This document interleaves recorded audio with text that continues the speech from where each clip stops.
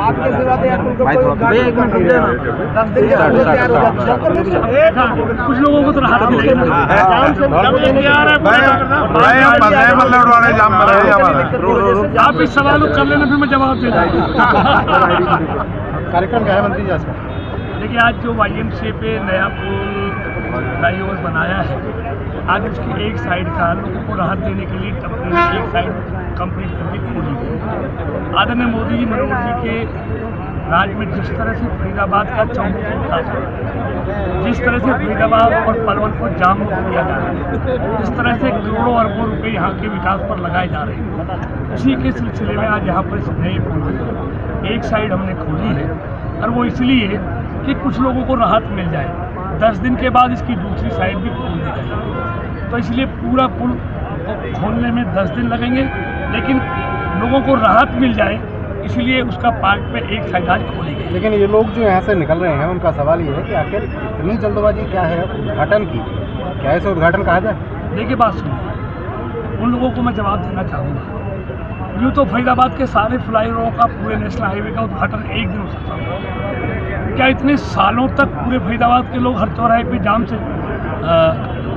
में घिरे रहते, घंटों घंटों जाम में फंसे रहते? हम एक एक पुल को लोगों के हवाले कर रहे हैं तो कुछ उनकी कठिनाइयाँ कम हो रही हैं, कुछ चौराहे जाम से मुक्त हो रहे हैं। अगर हम तय कर लें कि 2 साल के बाद ही हम एक साथ सारे चौराहे को खोलेंगे तो लोगों के साथ क्या जो न्याय होगा? रॉन्ग साइड हम खोल रहे हैं, लोगों की दुर्घटनाएं होंगी, लोगों की मौत होगी, उसके लिए जिम्मेदार होगा कौन? देखिए NHAI ने आपको कह दिया आप उद्घाटन करने आ गए, लोगों की मौत का जिम्मेदार कौन होगा? ऐसा नहीं है, प्रॉपर एक्सीडेंट का प्रॉपर NHAI करेगी। 1 साइड ट्रैफिक चलेगा, दूसरा साइड से चलेगा, इसलिए डबल साइड इस पर नहीं चलेगा। और एक्सीडेंट को रोकने के पूरे इंतजाम किए जा रहे हैं। और ये चौराहे भी जो सिग्नल फ्री किए जा रहे हैं, एक्सीडेंट को रोकने के लिए किए जा रहे हैं। जिस दिन उद्घाटन हो रहा है उस दिन आप नीचे उतर के देखिए, आगे गाड़ी अगर उतरेगी तो टकराए बिना नहीं रहेगी। जिस दिन आप आए हुए हैं, केंद्रीय मंत्री मौके पर मौजूद हैं, उस दिन NHAI की लापरवाही है कि आगे से लेकर पीछे तक चारों तरफ गड्ढे खुदे पड़े हैं। अगर ये लापरवाही आपके सामने है, जब ये पता है कि केंद्रीय मंत्री को आना है, तो इससे बड़ी लापरवाही की उम्मीद क्या की है? NHAI को हमने 10 दिया है, करेंगे आज ही करेंगे उसको, सर्विस रोड को रिपेयर करेंगे। देखिए कुल मिलाकर लोगों को राहत देने का काम। अब YMCA पे लोग जाम में फंसे रहते हैं, आज उस जाम से कुछ मुक्ति, लोगों को कुछ तो राहत मिलेगी। वो राहत ही देने का काम कर रहे हैं और पूरी राहत 10 दिन के बाद मिलेगी। मंत्री जी जल्दबाजी में कहीं पुल कमजोर न रह जाए। नहीं, मोदी जी मनोहर जी के राज में कोई चीज़ कमजोर रहने वाली नहीं, सब मजबूत रहने वाली है। क्योंकि गाड़ियाँ चलने लगेंगी तो जो गिट्टियाँ भी दिख रही हैं वो गिट्टियाँ ढक जाएंगी। ऐसा कुछ भी नहीं होगा, उखड़ने भी लगेंगी। कंप्लीट करेंगे इसको और पूरा ट्रैफिक आप देखेंगे 10 दिन बाद पूरा सफाई भी होगी। जैसे कि पुलों पे मतलब पुलों से नीचे की साइडों की तरफ क्रॉसिंग के लिए अभी रेड लाइट नहीं लगी, ये रेड लाइट कब तक लगने का काम हो जाएगा? ये सारा कंप्लीट होने में अभी कुछ महीने लगेंगे। इतना सुंदर नेशनल हाईवे ये बनेगा कि आप देखेंगे जो जगमग भी होगा। मैंने तो वो समय भी देखा इस हाईवे का। देखिए पदम जी, मैंने वो समय भी देखा है जब मेरी दाढ़ी काली थी, दाढ़ी भी नहीं आई थी, स्कूल जाया करता था। और आज मैं 60 साल का हो गया, मैंने कभी अपनी ज़िंदगी में इस रोड को कारपेट होकर नहीं देखा। एक ही नजर से देखिए पूरी इतने लंबे समय तक। आज पहली बार मैं देख रहा हूँ मोदी जी मनोहर जी के नेतृत्व में फरीदाबाद को 4 चांद लग रहे हैं। नीचे भी जैसे कि नोएडा दिल्ली में हरियाली रहती है, क्या नीचे भी इस तरीके की हरियाली? लेकिन निश्चित तौर पे जब ये कंप्लीट हो जाएगा पूरा इसका ब्यूटिफिकेशन होगा, मेट्रो के नीचे भी उसकी ग्रिलिंग होगी, पौधारोपण होगा, दोनों साइड में इसकी ग्रीनरी होगी, बीच में लाइटिंग होगी, देखने वाला रोड होगा। दो सवाल मंत्री, स्मार्ट सिटी है फरीदाबाद, कर्मचारी लगातार हड़ताल पे हैं, जगह जगह गंदगी हो रही है, खत्म करने का कोई प्रयास हो रहा है? देखिए बिल्कुल सरकार की तरफ से, माननीय मुख्यमंत्री जी की तरफ से उनको वास्तव में बात की गई है। और मैं अपने कर्मचारी भाइयों को, वो भी हमारे समाज का अभिन्न अंग है, वो भी हम जैसे भाई हैं, मैं उनसे सिर्फ आह्वान करना चाहूँगा। वो गंदगी उनके लिए भी नुकसानदायक है, शहर के लोगों के लिए भी नुकसानदायक है। गंदगी से बीमारियाँ उनको भी लगेंगी और शहर के लोगों को भी लगेंगी। गंदगी किसी को पसंद नहीं है, इसलिए मैं कहूँगा कि वो अपनी हड़ताल को फरीदाबाद और हरियाणा के लोगों के हित में वापस ले और बातचीत के रास्ते को अपनाएं।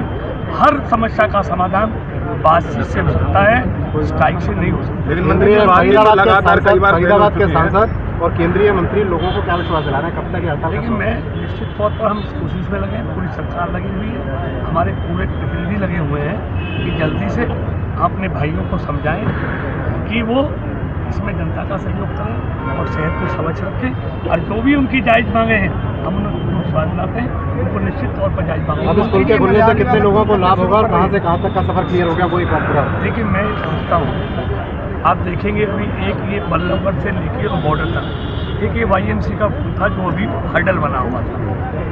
10 दिन के बाद अभी एक साइड खुला है, 10 दिन के बाद बॉर्डर से लेके बल्लभगढ़ तक कहीं लोगों को रुकने की जरूरत नहीं होगी।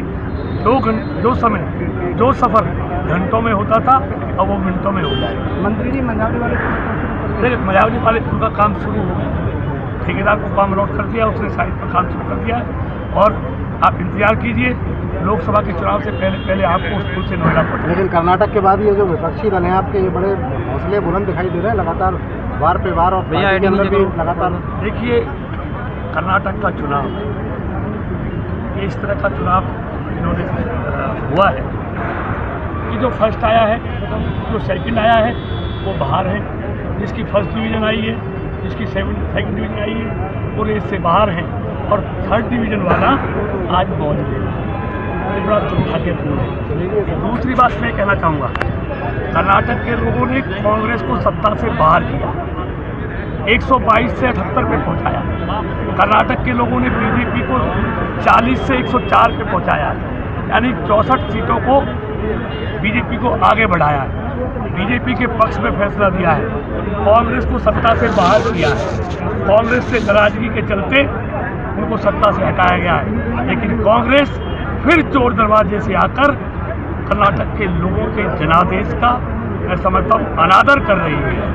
और एक तीसरे नंबर की पार्टी को बीजेपी सत्ता में ना आ जाए, कोई भी आ जाए, लेकिन बीजेपी ना आए, ये कांग्रेस की सोच है। तो हरियाणा में क्या रहेगा और 2019 का क्या? देखिए निश्चित तौर पर आप मेरी बात समझिए, 2019 में भी फिर से मोदी जी के नेतृत्व में पूर्ण बहुमत के साथ भारतीय जनता पार्टी एनडीए की सरकार बनेगी और हरियाणा में भी मनोहर जी के नेतृत्व में फिर से भारतीय जनता पार्टी की शपथ की सरकार है।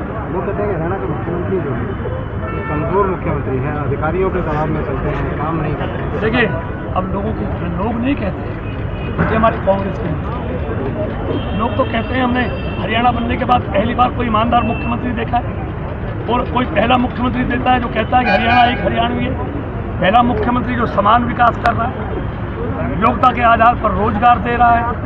आज फरीदाबाद उन्हीं के नेतृत्व में तो आगे बढ़ रहा है, वरना 10 साल में फरीदाबाद में क्या हुआ बताइए।